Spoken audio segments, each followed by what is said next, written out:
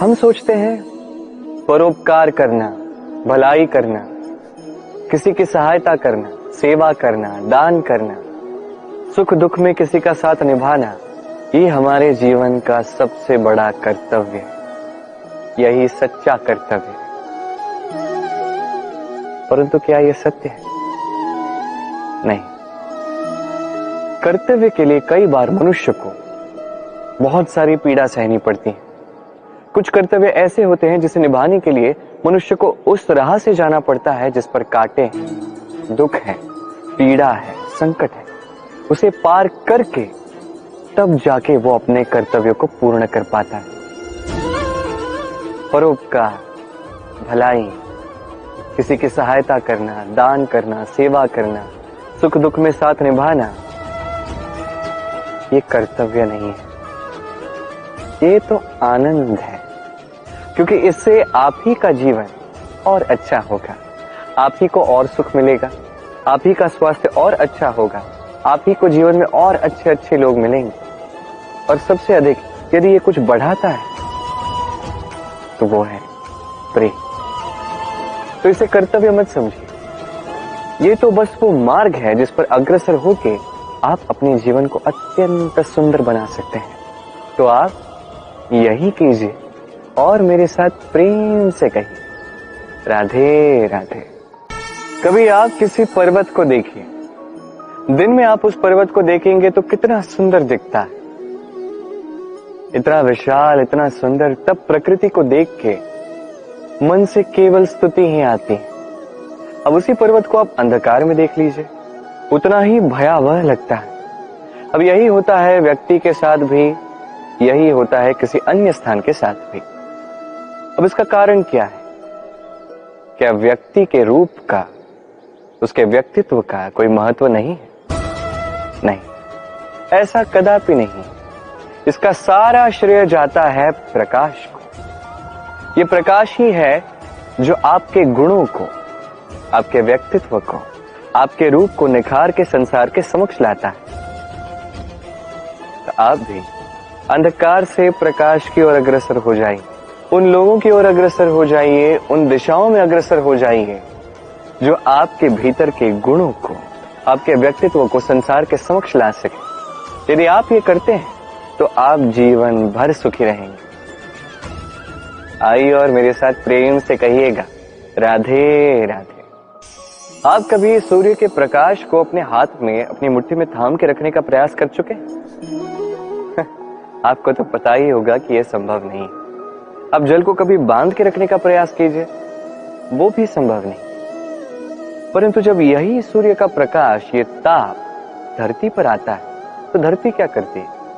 इसे सभी वनस्पतियों में बांट देती है, उनके विकास में सहायक बनती है और इसीलिए ये धरती पूजी जाती है। इसे धरती माता हम कहते हैं। ऐसे ही चंद्रमा रात्रि में जब चमकता है, अपनी रोशनी फैलाता है तो एक राही को, एक पथिक को उसका राह दिखाता है, इसलिए चंद्रमा देवता कहलाता है। इसी प्रकार आप भी कभी प्रकृति को बांध के रखने का प्रयास मत कीजिए, इसे सहेज के रखना सीखिए, इसे बांटना सीख जाए, ठीक प्रेम की भांति। इस प्रेम को कभी भी मुट्ठी में बंद करने का प्रयास मत कीजिए, बल्कि इसे खुले हाथ से बांटना सीख जाइए। ये यदि आप सीख गए तो स्वयं को प्रसन्न रखना भी सीख जाएंगे, दूसरों को प्रसन्न रखना भी सीख जाएंगे। आइए और इसे प्रेम के साथ कहिए, राधे राधे। दुख क्या है? भय क्या है? इसे कुछ इस प्रकार समझिए, जीवन में जब भी आप कुछ प्राप्त कर लेते हैं उसे खो देने का भय उसी के साथ आ जाता है। जैसे आपने धन अर्जित कर लिया, धन को खोने का भय उसी के साथ आ जाता है। संपत्ति बना ली, लुट जाने का भय साथ ही आ जाता है। अब ये जीवन के साथ भी होता है। जैसे ही आप जन्म लेते हैं, मृत्यु का भय उसी के साथ आ जाता है। जन्म नहीं हुआ तो मृत्यु कैसे होगी? मृत्यु का भय कहां से आएगा? अब ये भय क्या करता है आपको समझाता हूं। ये भय यदि मन में होगा, यदि जीवन में होगा, तो जो भी आप प्राप्त कर लो, सुख, संपत्ति, सुविधाएं, धन, इसे पाने का एक आनंद होता है, इसके साथ जीने का एक आनंद होता है। ये भय उस आनंद को आपसे छीन लेता है। मान लीजिए कल आपकी मृत्यु होने वाली है। अब कल की मृत्यु का भय आज ही मन में है, तो ये भय आज का सुख, आज की शांति आपसे छीन लेगा। भय यही करता है। तो स्मरण रखिएगा, भय का साथ जो है वो त्याग दीजिए। जीवन जीने का जो सुख है वो सदैव साथ रहेगा। आइए और मेरे साथ प्रेम से कहिए, राधे राधे। आप कभी किसी पर्वत पर चढ़े हैं? कहा जाता है कि पर्वत पर जब हम ऊपर चढ़ रहे होते हैं तो दुर्घटना का संकट थोड़ा कम होता है, वहीं पर्वत से नीचे उतरते हुए दुर्घटना का संकट और भी अधिक हो जाता है। अर्थात उतरते समय हमें और संतुलन बनाए रखना पड़ता है और सावधान रहना पड़ता है, इस विवेक को जागृत रखना पड़ता है। अब जीवन में सफलता के शिखर के साथ भी यही बात है। जब हम सफलता के पर्वत पर चढ़ रहे होते हैं तो हमारा ध्यान वैसे ही हमारे लक्ष्य पर होता है। हम निरंतर प्रयास करते हैं, परिश्रम करते हैं, हमें वो उत्साह होता है, वो साहस होता है। किंतु एक बात सत्य है, हर चढ़ाव के पश्चात उतार अवश्य आता है, और यही उतार है जहां अधिकतर लोग स्वयं को संतुलित नहीं रख पाते और वहीं गिर जाते। तो जीवन में यदि सफलता के शिखर तक पहुंचना है तो आपको निरंतर प्रयास करने होंगे, संघर्ष करना होगा, परिश्रम करना होगा और अपने लक्ष्य पर सदैव ध्यान केंद्रित करना होगा, तो आपको अपना लक्ष्य अवश्य प्राप्त होगा। किंतु जब उतार का समय आएगा, जो निश्चित रूप से आएगा, तब आपको संघर्ष करना ही होगा, धैर्य रखना ही होगा, सावधान रहना ही होगा, संतुलन बनाए रखना ही होगा। यह अति आवश्यक है, क्योंकि अगला सफलता का शिखर भी तो आपको पार करना है और उसके लिए इस उतार से सुरक्षित रूप से आपको उतरना भी तो है कि नहीं? आइए और मेरे साथ प्रेम से कहिए, राधे राधे। प्रसन्नता एक ऐसा भाव जो हम सभी जीवन में चाहते हैं। अब ये सोच के देखिए कि हम अपनी प्रसन्नता के लिए किसी और को उत्तरदायी क्यों मानते हैं। आज इसने कुछ ऐसा किया और इसी कारण से मैं दुखी हूं। आज इसने एक ऐसा कर्म कर दिया कि मेरा मन प्रसन्न हो गया। नहीं, आपको स्पष्ट बात बता देता हूं, आपकी प्रसन्नता न केवल आपका चयन है, न केवल आपके हाथ में है, अपितु अपनी प्रसन्नता को आप अपनी ओर आकर्षित करते हो। पुष्प को देखिए, पुष्प इसका सुगंध फैलता है और ये पुष्प अपनी ओर कीट पतंगों को आकर्षित करता है। वही देखिए, कीट पतंगे कैसे आकर्षित करते हैं? गिरगिट या मेंढक, कुछ ऐसे जीवों को। अब पुष्प जो है, कीट पतंगों के होने से इस पुष्प का विकास होता है, ये और खिल उठता है, इसका वंश और बढ़ता है। तो इसका तात्पर्य सरल है, पुष्प ने उचित व्यक्ति को अपनी ओर आकर्षित किया। यही कीट पतंगों की बात की जाए तो ये किसे आकर्षित करते हैं? उन्हीं को जो उन्हीं का आखेट करेंगे, उन्हीं का शिकार करेंगे। अब किसे आप अपनी ओर आकर्षित करना चाहते हो, चयन आपका है। क्या आप प्रसन्नता को अपनी ओर आकर्षित करना चाहते हो या अप्रसन्नता को करना चाहते हो, चयन आपका है। आप जीवन में जो कुछ भी पाओ, सुख दुख, आशा निराशा, प्रसन्नता अप्रसन्नता, आप ही के चयन का परिणाम है। तो उचित चयन कीजिए और मेरे साथ प्रेम से कहिए, राधे राधे। चक्रवात, जब ये चक्रवात आता है तो तीव्र आंधियां चलती हैं। ऐसे में कुछ वृक्ष ऐसे होते हैं जो अत्यंत कठोर होते हैं, तन के खड़े रहते हैं। वो वृक्ष जो 10 वर्ष से या सहस्त्र वर्ष से खड़े होते हैं, उन्हें आप बड़ी सरलता से हिला नहीं सकते। किंतु चक्रवात, इसकी आंधी इतनी तीव्र होती है, इसके पवन में इतनी प्रबल शक्ति होती है कि इन वृक्षों को वो गिरा देती है। ये वृक्ष नष्ट हो जाते हैं। अब कुछ ऐसे वृक्ष होते हैं जिनकी टहनियां पतली होती हैं, जो लचीले होते हैं। तो जब ये पवन आती है, ये वायु आती है, ये चक्रवात आता है, तो ये वृक्ष झुक जाते हैं। और जब ये चक्रवात शांत हो जाता है, चला जाता है, तब ये पुनः सीधे हो जाते हैं। अब इसे आप क्या कहेंगे? क्या समझेंगे? अवसरवादित्व? नहीं, अभी तो यही सच्चा आदर्श है। जब आपके सामने कोई ऐसा है जो आपसे कहीं अधिक शक्तिशाली है, तो उसका सम्मान करना आपको सीखना ही होगा। स्मरण रखिए, इस संसार में जब भी शक्ति और शक्ति टकराती है तो केवल विनाश होता है, किंतु जब शक्ति और आसक्ति मिल जाती है, वहां रक्षा होती है, वही निर्माण होता है। तो आइए और मेरे साथ प्रेम से कहिए, राधे राधे। भय। हम भय के विषय में अनेक बातें करते हैं, भय से सदैव दूर भागते हैं। कभी सोचा है कि इस भय का क्या हम सदुपयोग भी कर सकते हैं? निश्चित रूप से कर सकते हैं। ऐसा कोई अक्षर नहीं जो मंत्र ना हो, तो निश्चित रूप से इस भय का भी सदुपयोग किया जा सकता है। निर्भर करता है आपके दृष्टिकोण पर, आपकी प्रतिक्रिया पर। भय जब सामने आता है तो दो ही मार्ग होते हैं। पहला मार्ग, भयभीत होके चुपचाप भाग जाओ। दूसरा मार्ग, उस भय का सामना करो। उस भय में झांक के देखो कि ऐसा क्या है जो आपको पीछे खींच रहा है। स्वयं के साहस को जगाओ, स्वयं को और शक्तिशाली बनाओ, स्वयं को और श्रेष्ठ बनाओ, और सामने जो भी है सब प्राप्त करो। वही भय है। आप भाग जाना चाहते हो या उसका सामना करके स्वयं को और श्रेष्ठ बनाना चाहते हो? चयन आपका, प्रतिक्रिया आपकी है, दृष्टिकोण आपका। आइए मेरे साथ प्रेम से कहिए, राधे राधे। कभी किसी वन में आग लगते हुए आपने देखा है? ऐसी भयानक आग लगती है, समस्त वन को जला देती है। वहां जो वनस्पति मिलती है, वहां से जो औषधि प्राप्त होती है, वो सब नष्ट कर देती है। जो पशु पक्षी होते हैं अधिकतर अपने प्राण गंवा देते हैं और शेष बचे हुए निर्वासित हो जाते हैं। पर कभी सोचा है कि इस वन में आग लगती कैसी है? उन छोटे छोटे सूखे पत्तों के कारण, उन टहनियों के कारण, वो जो कभी वृक्ष का ही भाग हुआ करते थे। कभी भी स्मरण रखिएगा, वृक्ष को हम कुल्हाड़ी से काटते हैं, किंतु वृक्ष कभी कुल्हाड़ी के फल से नहीं कटता।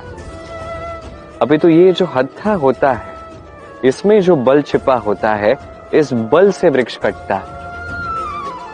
अब बताइए, हत्था ये किससे बनता है? स्वयं वृक्ष से। इससे आपको क्या सीख मिलती है? यदि कोई अपना है जो किसी उपयोग का नहीं, इस कारण से उसे स्वयं से दूर मत कीजिए। यदि उसे सहायता की आवश्यकता है, उसकी सहायता कीजिए। यदि उसे साथ की आवश्यकता है, तो साथ निभाइए। निस्वार्थ भाव से अपनों को विकास की ओर ले जाइए। अपने स्वार्थ के अनुसार अपनों को अपने जीवन में मत रखिएगा। आइए मेरे साथ प्रेम से कहिए, राधे राधे। जीवन में लक्ष्य को कैसे पाया जाता है?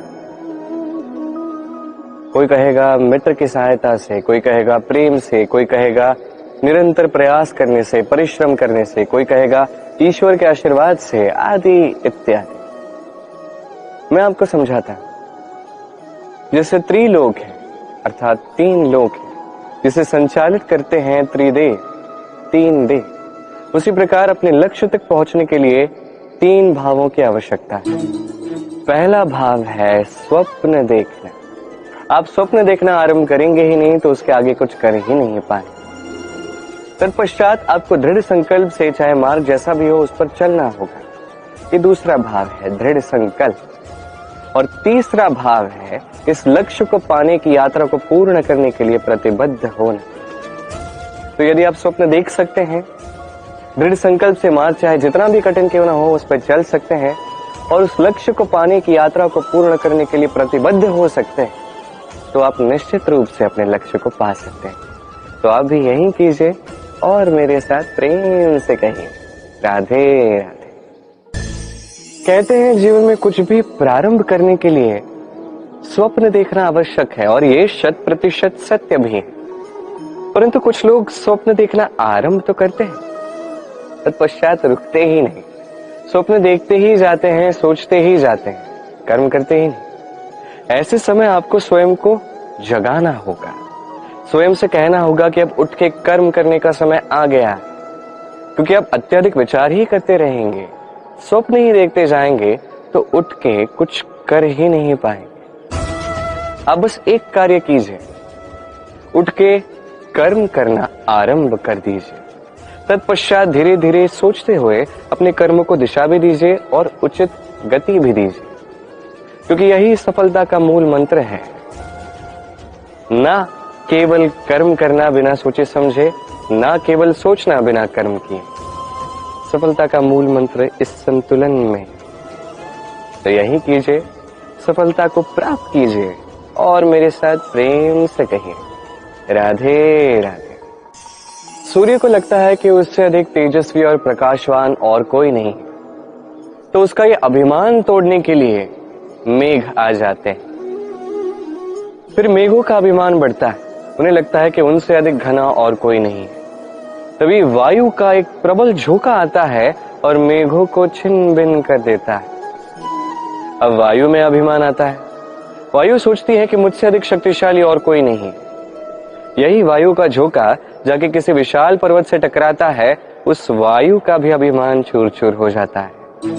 पर्वत सोचता है कि मुझसे अधिक स्थिर और शक्तिशाली और कोई नहीं, तो धरा भूकंप ला देती है और वो विशाल पर्वत चूर चूर हो जाता है, उसका भी अभिमान टूट जाता है। अब धरा में अभिमान आता है। धरा कहती है कि सब कुछ मुझ पे टिका हुआ है, मुझसे अधिक शक्तिशाली कोई नहीं। एक छोटा सा मूषक आता है, धरा में बिल बनाता है, भीतर घुस जाता है। धरा का भी अभिमान टूट जाता है। इसका तात्पर्य सरल है, इस संसार में अभिमान कभी स्थिर नहीं रहता, ये अभिमान टूटेगा। ये सांसारिक चक्र है। हमें अपने जीवन में अपने कर्तव्य निभाने हैं, अपने कर्म करने हैं, अभिमान नहीं करना। जो व्यक्ति इस बात को समझ जाता है वो ज्ञानी कहलाता है, और जो इस बात को नहीं समझ पाता वो आजीवन शोध प्रतिशोध मान अपमान इसी में उलझ जाता है।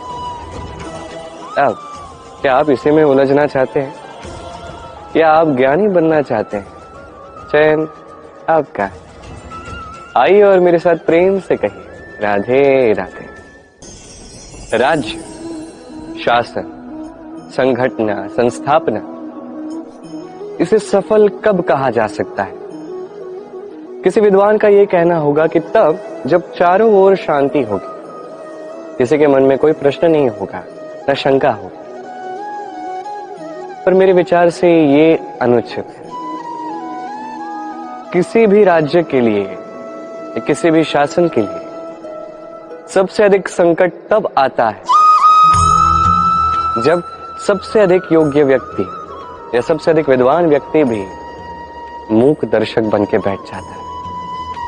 मन में प्रश्न आता है, पूछ ही नहीं पाता, शंका आती है, व्यक्त ही नहीं कर पाता। ये अनुचित है। ये प्रश्न ये अच्छे होते हैं। ये प्रश्न अकारण तो नहीं आते, किसी समस्या के द्वारा ही आते हैं। इन प्रश्नों से आप उन समस्याओं को देख सकते हो जिसे आप कभी अनजान हुआ करते थे, और जितनी समस्याओं का आप निवारण करोगे उतना आपका राज्य, आपका शासन और अधिक श्रेष्ठ बनेगा। ये प्रश्न, ये शंका, ये आपको समाधान के डगर तक अवश्य पहुंचाते हैं। इसलिए ना ये प्रश्न अनुचित है, ना शंका व्यक्त करना अनुचित है, ना वो व्यक्ति मूर्ख है जो प्रश्न पूछता है, शंका व्यक्त करता है। तो इन्हें कभी दूर मत कीजिए, इन्हें अपना मत रखने दीजिए।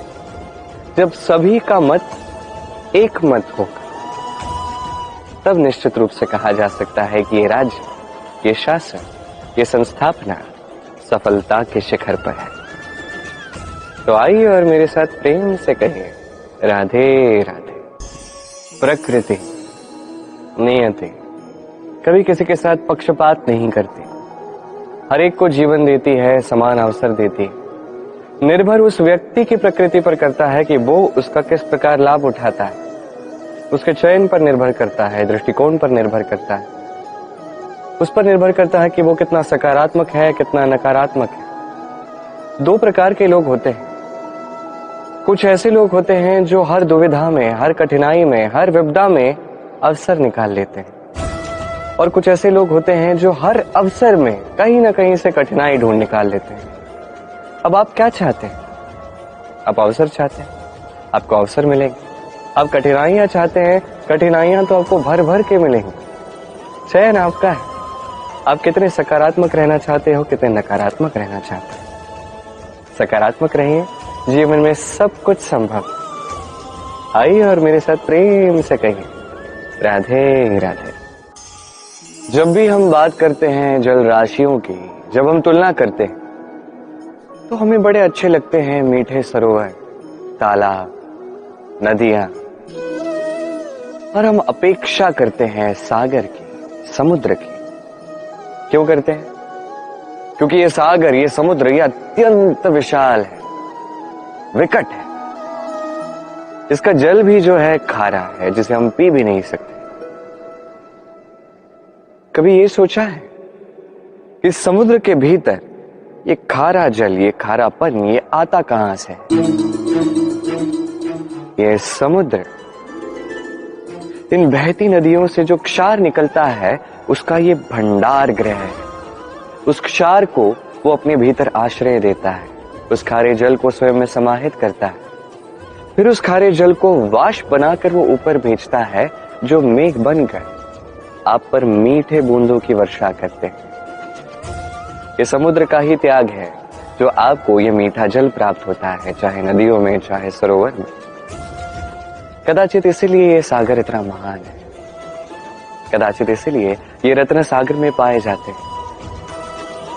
स्मरण रखिएगा, सत्ता उसी की होती है जो त्याग करना जानता है, जो इस विष को अपने भीतर समेटना जानता है। तो आप भी यही कीजिए, इतने ही शक्तिशाली बनिए और मेरे साथ प्रेम से कहें, राधे राधे। वर्षा की बूंद कितनी छोटी, सागर कितना बड़ा, हिमखंड कितना छोटा, हिमालय कितना बड़ा। कितना अंतर है देखिए दशरथ पुत्र राम में और श्री राम। देखिए, एक एक बूंद जब साथ आती है तब विशाल सागर ये बनता है। सारे हिमखंड जब एक साथ आते हैं तो विशाल ये महान हिमालय बनता है। वैसे ही एक छोटे से वनवास से आरंभ होती है यात्रा, राम से श्री राम बनने की, मर्यादा पुरुषोत्तम बनने की। अब इससे आपने क्या सीखा? बूंद महान नहीं है, सागर महान है। हिमखंड महान नहीं है, हिमालय महान है। अर्थात कुछ महान करने के लिए या महान बनने के लिए आपको आरंभ करना होगा छोटे से। एक अत्यंत सरल किंतु महत्वपूर्ण बात है जो मैं आपको बताना चाहता हूं। देखिए, आरंभ करने के लिए पहले आपको महान बनने की आवश्यकता नहीं है, किंतु हां, महान बनने के लिए पहले आरंभ करना अति आवश्यक है। आप आरंभ ही नहीं करेंगे, कभी महान ही नहीं बनेंगे। तो सच्ची निष्ठा से आरंभ कीजिए। आपके कदम, आपके कर्म छोटे ही क्यों ना सही, करते जाइए, निरंतर प्रयास करते जाइए।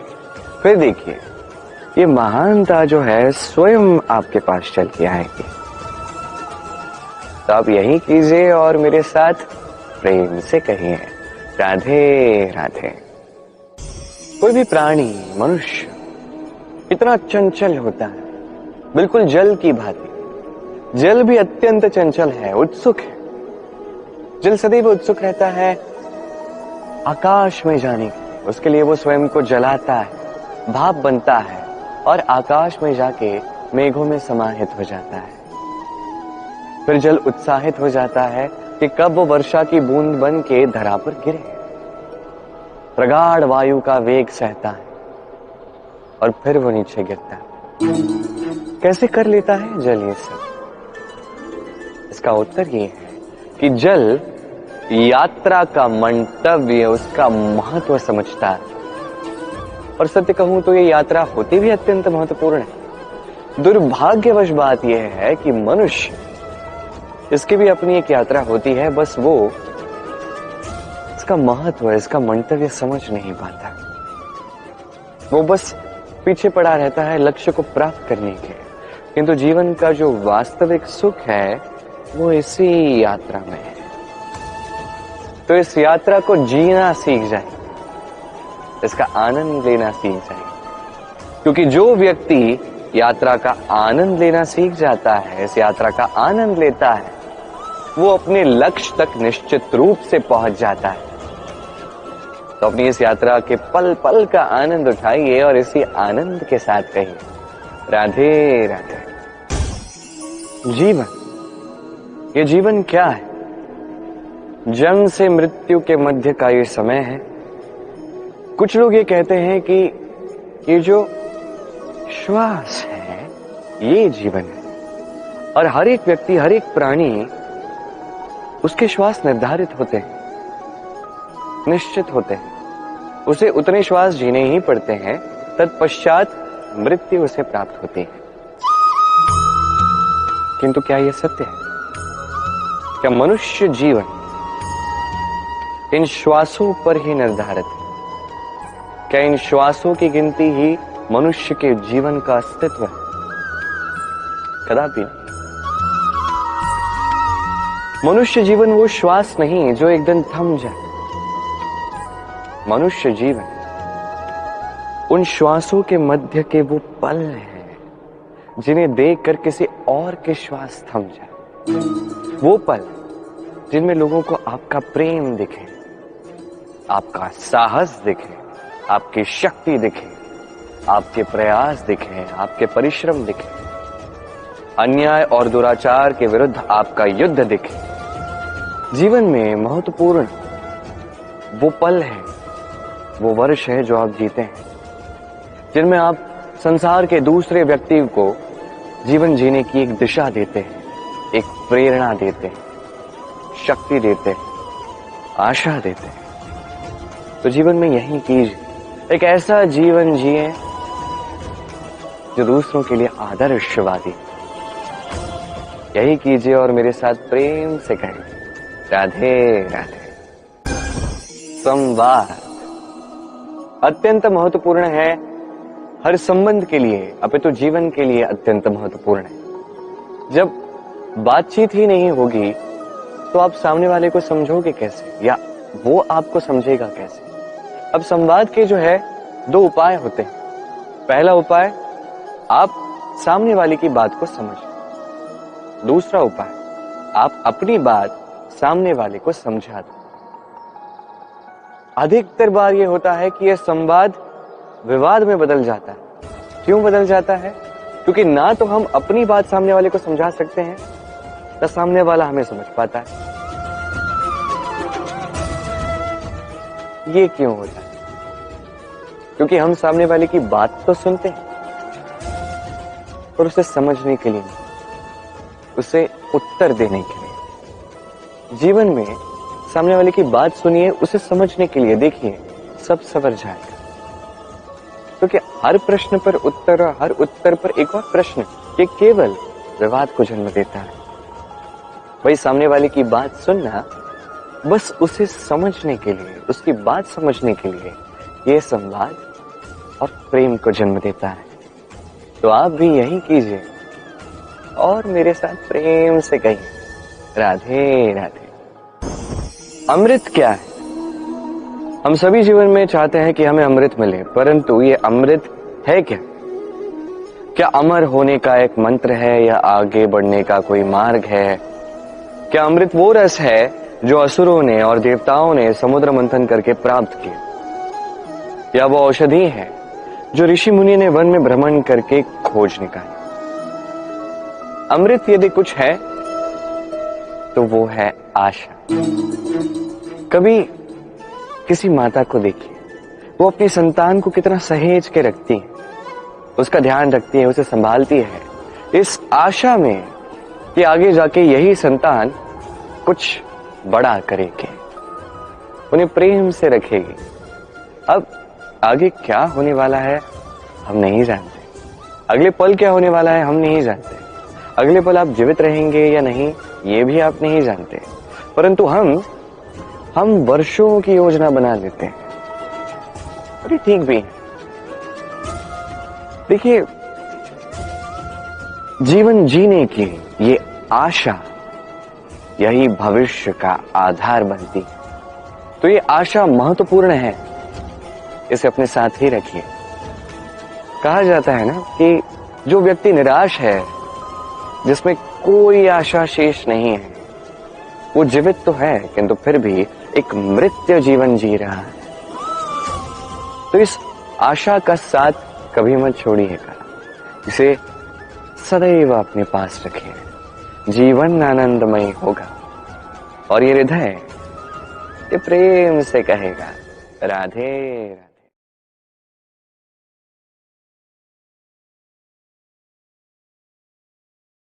Yeah.